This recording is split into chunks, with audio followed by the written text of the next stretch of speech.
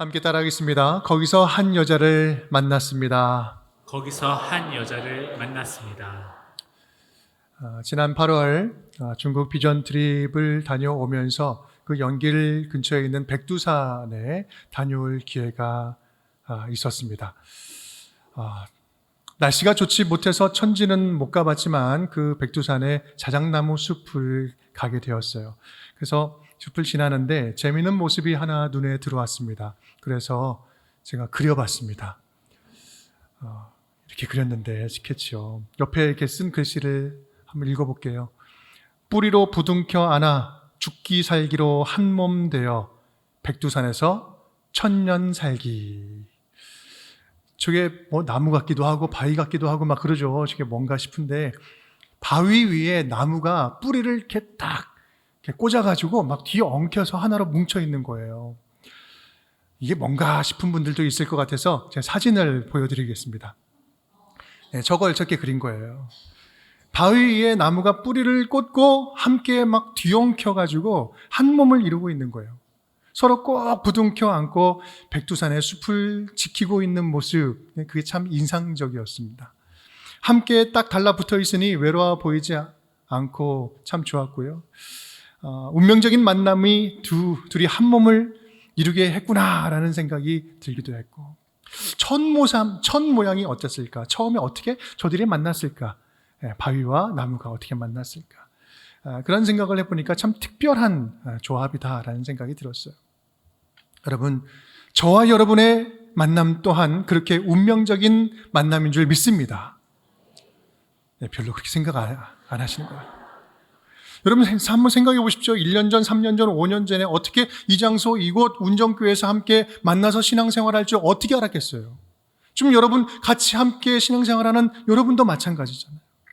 하나님께서 특별한 계획을 가지고 우리 모두를 지금 이곳에 모아주셨는데 우리 2024년도 9월을 이곳에서 하나님께서 함께 예배 드리게 하신 하나님의 그 뜻을 우리가 듣고 묻고 순종하면서 더욱더 아름다운 동역하는 공동체, 하나님 나라 함께 세워가는 아름다운 교회 될 수 있기를 주님의 이름으로 축복합니다. 오늘 이야기도 그런 만남 이야기입니다. 성령의 이끌림을 따라서 바다를 건너간 바울 일행은요, 낯선 땅 유럽의 첫 도시 빌립보에 도착하여서 예기치 않게 한 여자를 만나게 됩니다. 바로 루디아라는 여자였습니다. 우리 12절 말씀인데 우리 함께 읽어볼까요? 거기서 빌립보에 이르니 이는 마게도냐 지방의 첫 성이요 또 로마의 식민지라 이 성에서 수일을 유하다가. 아멘. 먼저 그들이 도착한 이 빌립보에 대해서 간단하게나마 우리가 이해할 필요가 있습니다. 빌립보는요, 마게도냐 지방의 첫 성이다라고 이야기합니다. 첫 번째 만나는 성이기도 했고요. 또한 중요한 도시였다라는 그런 의미가 있기도 해요.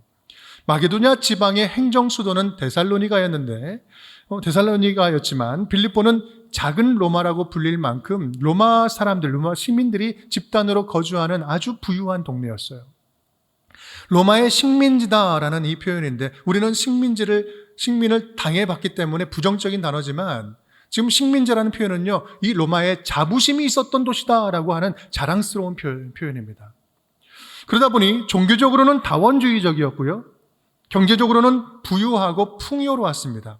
정치적으로는요, 로마의 시스템이 그대로 들어오다 보니 그러다 보니까 영적으로는 회당 하나 없을 정도로 아주 세속화된 도시였어요. 그런 유럽의 첫 번째 도시 빌립보로 사도 바울 일행은 빨려 들어가듯이 들어갔습니다. 그리고 첫 번째 안식일을 맞이하게 되죠. 우리 13절 말씀 함께 읽어볼까요?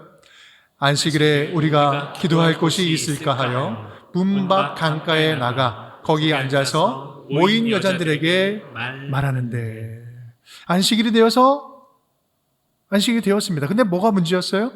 그들은 첫 안식일을 맞이하면서 회당에서 기도하려고 찾았지만 없었어요. 유대인들은 남성 12명만 모이면 회당을 세우고는 했는데요, 이곳에는 그러한 모임조차 없었던 거죠. 그래서 바울 일행은 기도할 수 있는 장소를 찾다가 성 밖으로 나갑니다. 그리고 회당이 나가서 찾게 되는데 유대인들은요, 회당이 없을 때 찾던 프로스켄이라고 하는 강가의 기도처를 만들었는데 그 기도처를 발견하게 됩니다. 그곳에는 여인들이 모여 있었죠. 그래서 여자들을 만납니다. 사도 바울은 그곳에서 그 여인들에게 자연스럽게 복음을 전했고 그 중에 한 여자가 바울의 설교를 듣고 회심하게 됩니다. 예수 그리스도의 복음으로 연결된 첫 번째 첫 만남의 역사가 일어나게 된 거예요. 빌립보에서 만난 첫 번째 만남의 주인공 누구였다고요? 루디아라는 여자였습니다. 그렇다면 이 루디아는 어떤 여자였을까? 우리 첫 번째 우리 함께 따라해 보겠습니다. 우연처럼 보였던 만남, 필연으로 빛나게 한 사람. 우연처럼 보였던 만남, 필연으로 빛나게 한 사람. 이 바울 일행에게는 계획이 없었습니다. 무계획이 계획이었죠. 사실 드로아로 갈 때부터 그들은 그저 성령께서 인도하시는 그대로만 순종하면서 나아갔을 뿐입니다. 그들이 빌립보에 도착해서 머무는 동안 머물러 있으면서 그들의 마음은 어땠을까요?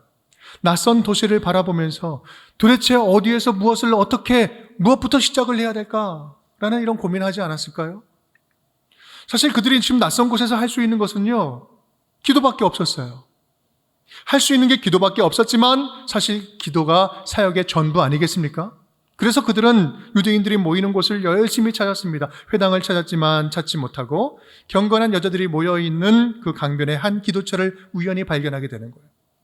그곳에서 우연히 만난 여인들에게 복음을 전했고 그 가운데 한 여인이 우연처럼 회심하게 되는 거예요. 그런데 여러분, 이 모든 것이 진짜 우연이었을까요? 하나님의 계획표, 하나님의 시간표 안에서는요, 이 만남은 우연이 아니었죠. 역순으로 생각해 보면 우리는 오히려 이 필연적인 만남을 잘 이해할 수 있게 됩니다. 하나님께서는 이 바울 일행을 위해서 두아디라 출신의 루디아라는 여자를 빌립보로 보내서 먼저 준비시키고 계셨던 거예요. 하나님은 이 루디아를 만나게 하시려고 회당이 없는 빌립보로 그들을 인도하셨고 남자들이 모이는 회당이 아니라 여자들이 모이는 강가로 인도하신 거예요. 하나님은 또한 한편 한 여성 사업가 루디아를 선택하시고 그 마음에 거룩한 마음 하나님을 섬기도록 하시고 또 안식일을 맞이해서 말씀에 갈급하게 해서 강가에 가서 기도하게 만든 거죠. 여러분, 각각의 인생을 보면요, 여러분, 이게 필연적인 만남으로 하나님께서 연결시켜 주신 거예요. 여러분, 그렇습니다. 하나님의 자녀들에게는요, 우연이라는 것은 있을 수가 없습니다. 우리들의 모든 만남에는 하나님의 섭리가 담겨져 있죠. 다만 우리가 그것을 보지 못할 뿐이에요. 하나님의 시간표 안에 살아가는 우리들의 모든 만남은 필연적인 만남, 반드시 만나야만 하는 만남인 것이에요. 다만 중요한 사실이 있다면 그것은 그 필연적인 만남을 필연답게 가꾸어 가는 것은 바로 우리의 몫이라는 거예요. 우리 14절 말씀 우리 함께 읽어볼까요? 두아디라시에 있는 자색 옷감 장사로서 하나님을 섬기는 루디아라 하는 한 여자가 말을 듣고 있을 때 주께서 그 마음을 열어 바울의 말을 따르게 하신지라. 아멘. 주님께서 마음을 열었다. 말씀을 듣고 있는데 주님께서 마음을 열어주셨으니까 회심하게 되는 거잖아요. 여러분, 이 표현은요, 이 모든 만남의 숨은 기획자가 바로 하나님이다라는 사실을 선명하게 보여주는 장면이에요. 그런데 우리가 여기서 잊지 말아야 할 중요한 점이 있는데 그것은 바로 하나님이 주선하신 이 만남이 제대로 필연적인 만남으로 열매 맺을 수 있었던 것은 그들이 각자의 역할에 충실했기 때문에 그렇습니다. 이게 무슨 말일까요? 때를 얻든지 못 얻든지 복음을 전파하라. 이 바울이 가지고 있는 마음이었죠. 때를 얻든지 못 얻든지 바울이 그곳에서 복음을 전하지 않았다면 루디아가 어떻게 복음을 들었을 것이며 루디아가 그 기도하는 자리에 나아가서 간절한 마음으로 하나님 사모하면서 말씀을 듣지 않았다면, 그 자리에 나가지 않았다면 어떻게 영적인 연결이 성사될 수 있었겠습니까? 루디아 이후의 행동을 보면요, 이 만남을 필연적인 만남으로 빛나게 한 모습을 우리는 더 발견할 수 있게 돼요. 자신은 물론 자기 집 사람들이 함께 세례를 받게 하고요, 더 나아가서 바울 선교팀을 어떻게 해요? 자기 집에 초청을 합니다. 그리고 자기 집에 머물게 하죠. 이것은요, 여러분, 그냥 예수 믿고 내가 하나님의 자녀가 되었습니다, 단순한 회심이 아니었어요. 동역자가 된 거예요. 우연 같은 만남을 앞으로 이어지는 선교 역사에 있어서 없어서는 안 되는 절대적으로 필요한 필연적인 만남으로 바꾸어낸 것입니다. 사랑하는 여러분, 지금 저와 여러분의 만남들은 우리 하나님 보시기에는, 주님 보시기에는 너무나도 소중하고 귀한 만남들이에요. 사소한 만남인 것 같지만 주님 보시기에는 그 만남 하나하나가 너무나 소중해요. 하나님 계획표 안에서 절대 없어서는 안 되는 만남으로 우리 주님께서 우리를 묶어주신 줄 믿습니다. 그런 믿음의 눈으로 보면 하나님은 얼마나 저와 여러분, 우리 공동체를 이곳에 모이게 하시고 은혜 주시기 위해서 지금까지 얼마나 많은 헌신과 수고를 하셨을까요? 우리 교회 우리 새가족이 오시면 제가 드리는 말씀이 있어요. 우리 교회 2층 새가족실 그 문턱을 넘기까지, 지금 여러분이 오셨는데 그 문턱을 넘기까지 얼마나 많이 숨어져 있는 사연들이 있을까? 얼마나 많은 분들의 눈물이 담겨져 있는지, 얼마나 하나님의 그 인도하심이 있었는지 우리는 몰라도요, 우리 하나님은 알고 계십니다. 하나님은 지금 이 순간을 너무나 기뻐하시고 감격적으로 기뻐하실 줄 믿습니다. 주님께서 열어주시는 이 새로운 만남을 통해서 우리 새로운 은혜가 가득하게 될 줄 믿습니다. 함께 신앙생활 잘해봅시다. 여러분, 그런 주님의 마음을 생각한다면 저와 여러분의 만남, 우리들의 만남은요, 한 사람도 포기할 수 없는 거 아니겠습니까? 가끔 때로는 교회 내에서 우리 관계가 깨지고 갈등이 생기는 경우들이 있습니다. 사실 그때가 목회자로서 가장 마음이 힘들고 가장 가슴 아픈 순간이에요. 누구 한편을 들 수도 없고 한편을 들어서도 안 되는 거잖아요. 우리는 마음이 상하면, 신앙생활하다가 마음 상하면 관계와 만남을 그냥 지금이라도 당장 끝내버리고 싶어 해요. 그런데 여러분, 재밌는 것은 나중에 이제 둘이 사이가 또 좋아지잖아요? 그럼 둘이 힘을 합해가지고 그때 목사님 서운하게 하지 않았냐고 그렇게 서로 이제 또 저를 뭐라고 하기도 해요. 여러분, 그래도 좋아지면 다행이죠. 저는 특히 담임으로서 지금 우리에게 주어진 모든 만남들을 필연적인 만남으로 가꾸는 것이 교회의 중요한 또 하나의 사명이라고 믿습니다. 그래서 저는요, 우리 교회에 출석하시는 우리 사역자분들 굉장히 많이 계시는데, 선교사님, 목사님들 많이 계시는데 하나님이 보내신 다양한 형태의 동역자라고 저는 믿습니다. 그래서 그분들과 연결해서 사역하는 것을 또 하나의 사역 원리로 생각하고 있어요. 그렇게 우리 동역하시는 분들 많이 계시는데, 우리 역사 순례 탐방하시는 이길재 선교사님이 그렇게 한 식구로 오셔서 지금 함께 동역하고 계시고, 또 우리 북한 선교하시는 우리 최 선교사님이 그렇게 연결된 분이시고, 그리고 우리 지금 찬양 인도하시는 우리 김성훈 목사님이 그렇게 우리 한 가족으로 오셔서 믿음의 식구로 지금 함께 동역하고 있잖아요. 여러분, 별거 아닌 것 같지만 이렇게 만남을 이뤄가는 것이 우연 같은 만남을 필연적인 만남으로 가꾸어 가는 거 아니겠습니까? 간절히 기대하기로는 우리 운정의 가족 여러분, 우리 모두가 우리들의 크고 작은 모든 만남 속에 하나님의 뜻하신 계획이 있고 선한 계획이 있음을 다시 한번 믿음으로 고백할 수 있기를 간절히 축복합니다. 그래서 여러 만남들 속에 감춰진 비밀 같은 축복을 함께 가꾸고 열어가는, 그래서 우리 운정교회에서 함께 주님께서 묶어주신 동역자 공동체, 함께 하나님의 나라를 섬겨나가는 동역자 공동체가 될 수 있기를 주님의 이름으로 축복합니다. 우리 두 번째입니다. 우리 함께 따라하겠습니다. 하나님의 선한 일에 준비된 그릇, 쓰임받은 사람. 하나님의 선한 일에 준비된 그릇, 쓰임받은 사람. 루디아 하면 제일 먼저 떠오르는 이미지가 있다면 옷감 장사, 자주색 옷감 장사라는 그 단어가 떠오를 것입니다. 그것을 근거로 우리는 흔히 성공한 여류 사업가다라고 말하고는 하는데, 그렇다면 이 자주색 옷감이라는 것은 도대체 무엇을 말하는 것일까? 간단하게 그 배경을 설명하면 이렇습니다. 옷감을 물들이는 염료들이 많이 있죠. 천연 염료들이 참 많은 색깔이 있는데 그 가운데 다른 색들보다 자주색, 그러니까 보라색 계열인데 이 자주색이 가장 구하기 힘듭니다. 가장 구하기 힘들어요. 이 자주색 천연 염료는 어디서 구하냐면요, 이 두로 지방의 해변에서만 자라는 뿔고동이라는 게 있어요. 달팽이과에. 그 안에 아주 미량만 거기서 채취가 되는 거예요. 그래서 아주 귀한 거죠. 우리가 50cm 되는 그 천을 자주색으로 물들이는데 필요한 고동이 몇 마리냐면 10,000마리가 필요하다고 그래요. 수만 마리를 가지고 있어야 옷이 하나가 제대로 나오는 거예요. 굉장히 귀한 거죠. 그리고 이 색깔의 특징은요, 한 번 물들면 절대로 변색이나 탈색이 안 되는 게 특징이에요. 그러니 자주색 옷감은요, 아주 비싸게 팔릴 수밖에 없는 것이고, 또 그러다 보니까 이 왕이나 귀족들만 걸칠 수 있는 색깔의 옷감이었어요. 근데 여러분, 지금 이 지역이 어떤 지역이에요? 빌립보 지역 아닙니까? 퇴역한 군인들이 와서 이제 마지막 노년을 보내는 아주 부유한 도시였어요. 로마 시민들이 사는 곳이었어요. 그러다 보니 이 귀족들, 아주 잘 사는 사람들, 그 사람들이 많으니까 자주색 옷감 수요가 많았던 거예요.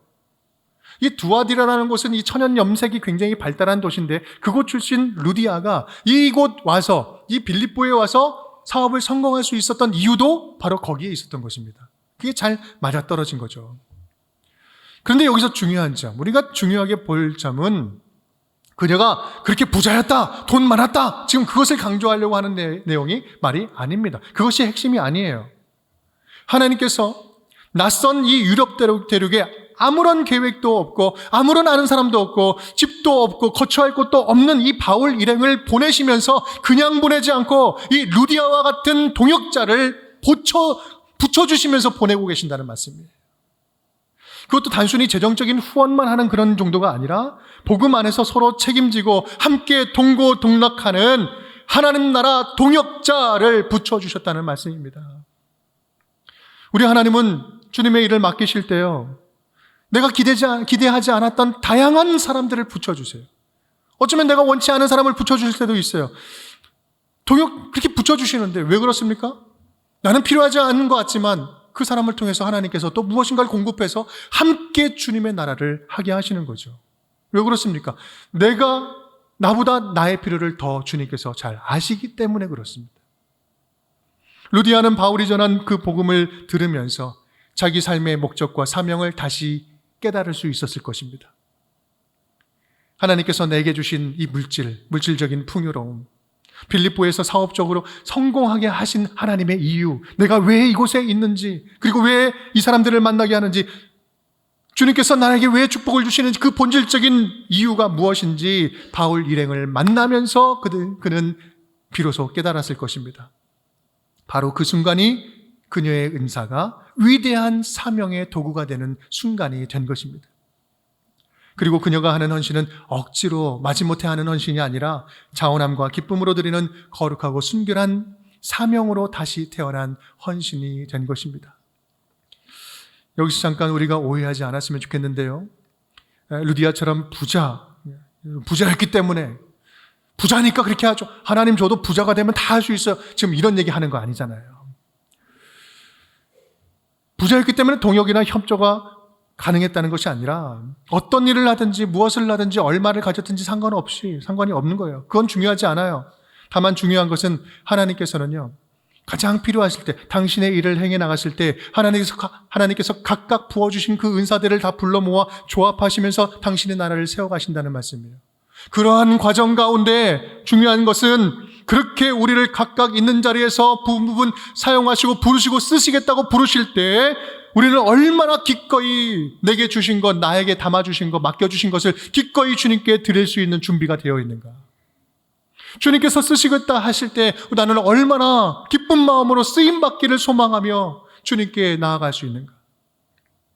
루디아는 그 이후에 자신이 할 수 있는 모든 것을 다 합니다. 15절 말씀 앞서 말씀드렸지만 제가 읽어볼게요. 그와 그의 집이 다 세례를 받고 우리에게 청하여 이르되 만일 나를 주 믿는 자로 알거든 내 집에 들어와 유하라 하고 강권해서 머물게 아니라 바울과 그 일행을 자기 집에 초청하는데 단순한 인사치레 정도가 아니었어요. 그럼 고맙다고 밥 한 끼 먹기는 먹이는 정도가 아니었어요. 내 집이 와서 유해라 머물라, 강권해서 머물라고 이야기하는 거예요. 여러분, 이거는 바울 선교에 적극적으로 동참하는 것을 의미합니다. 여러분 한번 생각해 보십시오. 당시 여성이 낯선 남성들을 자기 집에 머물게 한다? 여러분, 이거 굉장히 사람들이 보기에 위험한 거예요. 구설수에 날 수 있는 거죠. 그녀는 사회적인 시선과 비난을 감당해야 할 것도 분명히 많이 있었을 것입니다. 하지만 루디아는 자기에게 찾아올 불편을 계산하지 않았어요. 그리고 주저하지 않고 동역을 합니다. 그리고 이 루디아의 집은 어떻게 됩니까? 훗날 이 마게도냐 아가야 지방에 선교를 하는 데 있어서 선교센터, 선교의 본부가 됩니다. 그리고 유럽 최초의 교회인 이 빌립보 교회의 토대가 마련되는 거예요. 이 루디아의 집을 통해서요. 그렇게 섬기는 루디아의 마음은 어땠을까요?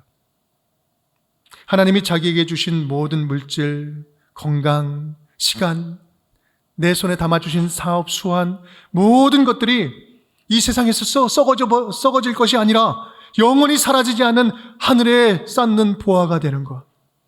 하나님 나라 선한 사역에 있어서 없어서는 안 되는 귀한 그 일에 쓰임받을 수 있는 것. 여러분, 그것보다 루디아를 기쁘게 한 일이 뭐가 있겠습니까? 지난 여름 저는 우리 캄보디아 단기 선교를 함께 다녀오면서 그러한 넘치는 기쁨을 볼 수 있었습니다. 감격에 넘치는 기쁨들을 볼 수 있었어요. 의료팀, 어린이팀 함께해서 이번에 30명이 팀을 꾸려서 찾아갔고 그 현지에 있는 사역자 한 15분 함께 사역을 했습니다. 각자 받은 은사를 가지고 하나님께 쓰임받는 모습을 보면서 얼마나 아름다웠는지요. 이번에는 특별히 찾아간 분들이 30명의 팀이었지만 한 명당 5명씩 중보기도자를 세웠어요. 그리고 그렇게 가다 보니까 150명의 중보기도 선교사가 함께 간 선교였어요. 그러니 잘 안 될 리가 없죠. 정말 멋졌습니다. 특히 그 짧은 기간 동안에 의료팀은요, 한방, 내과, 치과, 소아과, 그리고 약국, 그리고 현지에 그 통역이 같이 붙여서 열심히 쉬지 않고 진료를 했습니다. 초인적으로 진료를 했어요. 제가 이렇게 세어보니까, 연번을 쭉 매기면서 세어보니까 이틀 동안 여러분 그 진료한 것이 몇 명인지 아세요? 420명을 진료를 했어요. 쉬지 않고 한 사람 한 사람을 존귀하게 여기면서 헌신하면서 했습니다.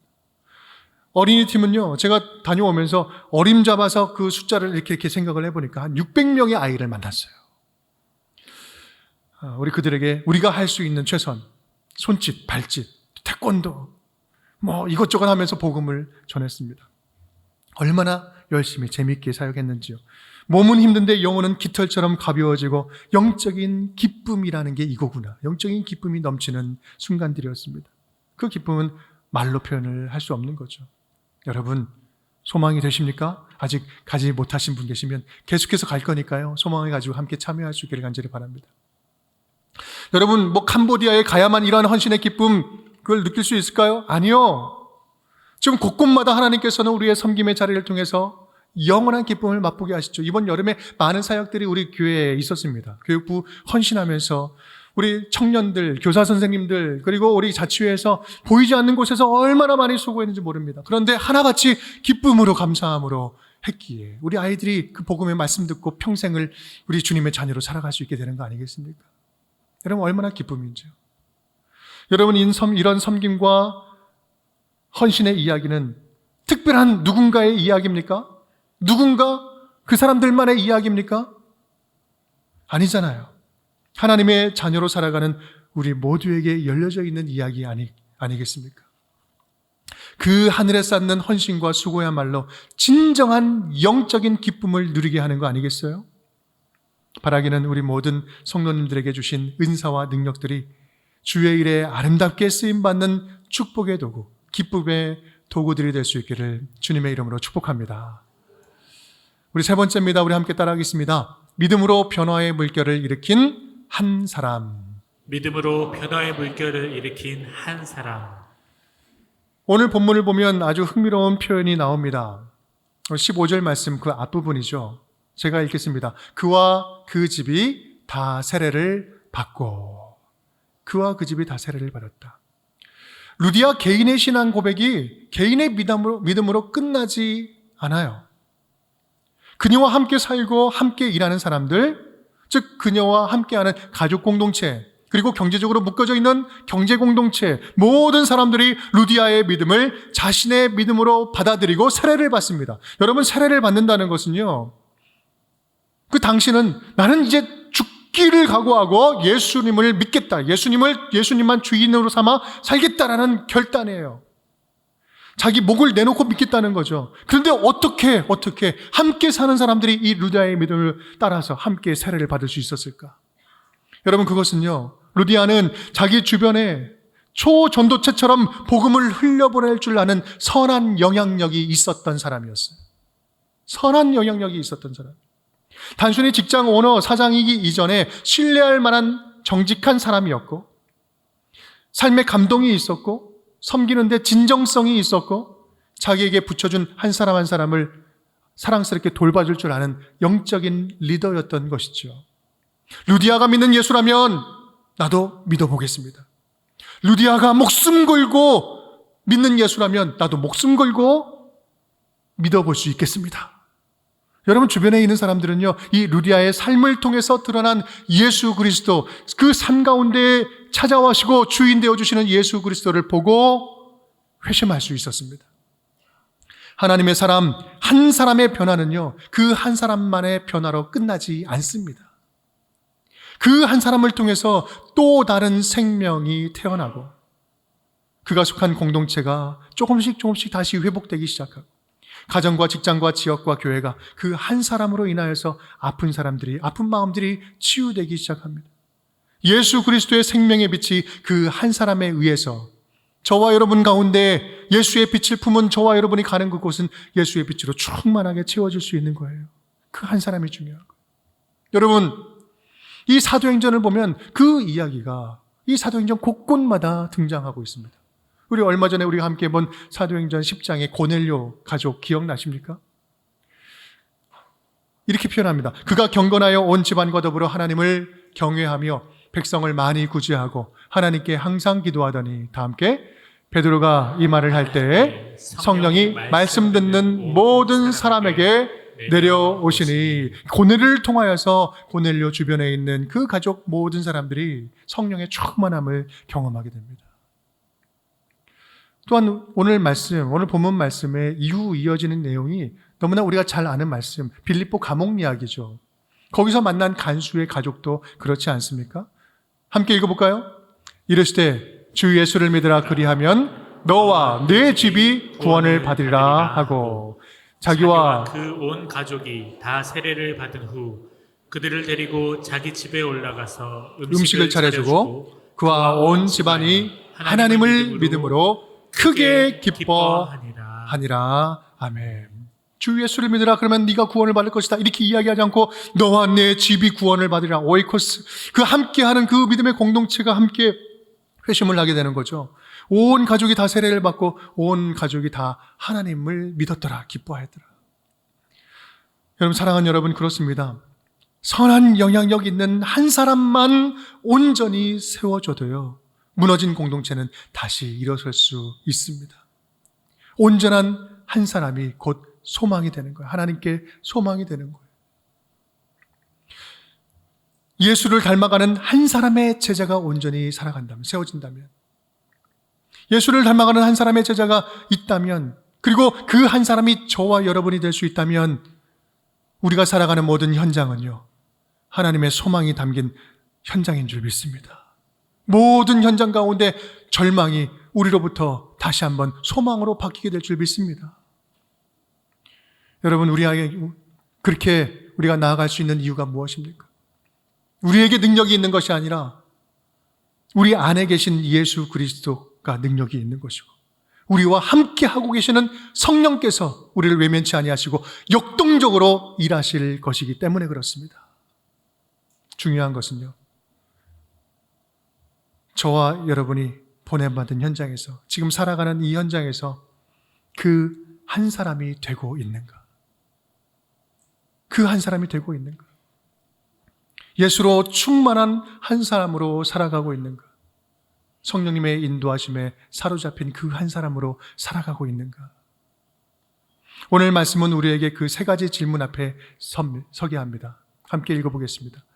나는 주님이 찾으시는 그 한 사람이 되고 있는가?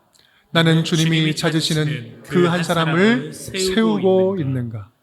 나는 지금 만나는 그 사람을 주님 보내신 한 사람으로 소중히 여기고 있는가? 우리 캄보디아 오태근 선교사님 이야기를 들으면서 말씀을 마치고자 합니다.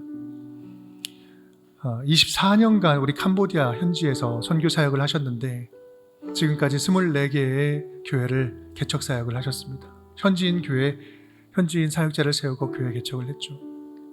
각 지역에 교회를 세울 때마다 평화교회라고 지었어요. 너무나 고통이 많은 땅, 아픈 땅이기 때문에 하나님의 평화가 임하기를 바라면서 평화교회. 그 앞에는 지역 이름을 땄죠. 그래서 우리가 5주년을 기념하면서 세운 교회는 23번째로 세운 교회, 언동보 지역에 있는 평화교회, 언동보 평화교회예요. 그 교회를 섬기고 후원하는데 하나님께서 우리에게 기회를 주셔서 영광 가운데 참여할 수 있었습니다. 저는 이번에 단기 선교 다녀오면서 예전에는 그렇게 많이 느끼지 못했던 것을 느낄 수 있었습니다. 이런 거죠. 결국은 우리가 선교한다는 것은, 우리 교회가 선교를 열심히 돕는다는 것은 현지 선교사님의 사역을 잘 돕는 건데, 그렇다면 지금 현지 선교사님의 그 선교 사역의 핵심은 무엇일까? 무엇을 위해서 선교사님은 지금까지 버티고 견디면서 그 중심 사역을 이루어갔을까? 무엇을 위해서? 어떤 걸 우리는 도와야 될까? 생각하는데 한 가지 생각으로 모아지는 거예요. 그것은 뭐요? 그것은 바로 제대로 된 한 사람 키우는 거. 제대로 된 한 사람의 예수의 사람을, 현지 사람을 세우는 거. 여러분, 그 땅에 교회 세우는 일을 가능하게 하는 것은요, 우리가 선교 후원금을 많이 보낸다고 가능하지 않아요. 어떤 뛰어난 선교사님이 그곳에서 사역을 막 열심히 한다고, 기획력이 좋다고, 그렇다고 해가지고 교회가 세워지는 않습니다. 여러분, 교회가 세워질 수 있는 것은 단 하나예요. 교회를 책임질 단 한 사람의 제대로 된 제자, 교회를 책임질 한 사람의 사역자, 예수를 닮으려고 몸부림치면서 나아가는, 인생을 드리는 그 한 사람의 사역자만 있으면요, 교회는 세워질 수 있는 거예요. 교회가 크건 작건은 상관없어요. 얼마든지 어디서든지 교회를 세울 수 있는 것은 단 하나, 예수의 사람, 복음을 맡고 생명을 다하는 제자 한 사람 세우면 그곳에 교회가 하나가 세워져요. 우리 교회가 하는 선교도요, 결국 그렇게 하나님의 사람 한 사람 세우는 그 일에 헌신하는 겁니다. 돕는 것입니다. 여러분, 근데 문제가 뭘까요? 그 한 사람 세우기가 어렵다는 거예요. 그 한 사람이 그냥 세워지지 않는다는 거예요. 24개 평화교회 가운데서 성장하고 부흥하는 건강한 교회들도 많이 있지만, 여러분, 지금 힘들어서 멈춘 교회들도 있다고 그래요. 안타까운 소식이죠. 지난 24년간 있었던 우리 제자들의 이야기, 훈련한 이야기, 숨은 이야기, 속 이야기를 말씀하시는데 정말 눈물 없이는 들을 수 없더라고요. 3년 동안 먹여주고 재워주고 학교 보내주고 키워주고 입혀주고 교육 다 제대로 또 시켜주고, 그래서 신학교육 시켜서 교회 리더로 다 세우면서 교회 일꾼 삼아서 같이 살면서 그렇게 했는데, 어느 날 5명이 한꺼번에 짐 싸들고 다 집에 가버렸어요. 어찌 이런 일이 있었을까? 너무나 주일을 맞이하는데 잘못된 일이기에 그 전날 좀 호되게 혼냈더니 다 가버린 거예요. 우리 부모도 나를 혼내지 않는데 당신이 뭔데 우리를 혼내냐고. 여러분, 거기서 그때 당했을 상실감, 배신감 얼마나 컸겠어요. 다시 주님께 기도하며 눈물로 기도하면서 다시 정직하게 해 나갈 때 하나님이 다시 보내주셔서 그렇게 회복된 이야기. 제자 훈련시켜서 목회 사역 잘 맡겼는데 어느 날 불신자 여자 만나서 나 목회 다 때려치겠다고, 결혼하겠다고, 모든 사역 다 내려놓겠다고 그렇게 떠나는 제자 다시 쫓아가서 붙잡아서 그거 아니라고 설득하고 다시 이야기하고 다시 돌이킨 이야기. 여러분, 우리가 말을 하니까 정말 편하게 이야기하지, 그런 현장들 본다면 얼마나 큰 아픔이었겠어요. 근데 그분이 또 나갔대요. 그래서 또 잡아왔대요. 여러분, 얼마나 어려웠겠어요. 지금은 신실하고 멀쩡하게 교회 사역 잘 맡아서 하고 있지만 20년간 숱한 눈물 콧물 다 빼내왔던 그 제자들 한 사람 한 사람들의 상처진 이야기들, 어디 가서 말도 못해요. 하지만 가슴에 품고 지금 24년을 그렇게 채워가면서 하나님의 일을 하고 있어요. 옛날에는 정말 소망 없던 그 조그만 아이 들여다가 먹여주고 키워주면서 지금 이제 왔는데 가장 고마운 동역자가 되어 있는 이야기. 여러분, 주님의 사람들, 저와 여러분 한 사람 한 사람 그냥 세워지지 않습니다. 여러분 그냥 세워지지 않았어요. 여기까지. 앞으로도 그냥 세워지지 않을 거예요. 너무나 존귀하신 분들입니다. 눈물과 기도 없이는 절대로 불가능한 것이 선교고, 눈물과 기도 없이 키우는 사역이 아니어서는 교회는 세워질 수 없는 거예요. 여러분, 캄보디아에서만 있는 일일까요? 아니요. 모든 교회가 그렇습니다. 우리 교회도 그래요. 그렇게 한 사람이 너무나 귀한 거예요. 사랑하는 여러분, 오늘 루디아를 통해서 저와 여러분에게 주시는 말씀이 그거 아니겠어요? 우리 한 사람 한 사람이 주님이 찾으시는 그 한 사람이 되어가고 있는가? 주님이 신뢰할 만한, 믿고 맡길 만한, 누군가 필요할 때 그 사람에게 붙여줄 만한 그러한 사람이 되어가고 있는가? 준비되어 가고 있는가?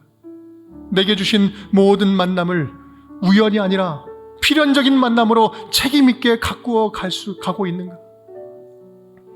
주님이 가서 만나라고 이야기하는 그 한 사람에게 찾아가서 만나고 있는가? 그렇게 우리 운정교회를 온전한 제자 공동체, 함께 동역하는 공동체, 함께 한 몸을 이루어 주님 나라 세워가는 공동체로 세우는 것, 여러분 그것이 바로 오늘 바울 일행과 루디아를 만나게 하는 이 만남의 이야기, 주님께서 주시는 이유 아니겠습니까? 그렇게 우리 운정교회가 오늘 빌립보에서 만난 귀한 만남, 루디아와 바울 일행과 같은 그런 성도들의 공동체가 될 수 있기를 주님의 이름으로 축복합니다.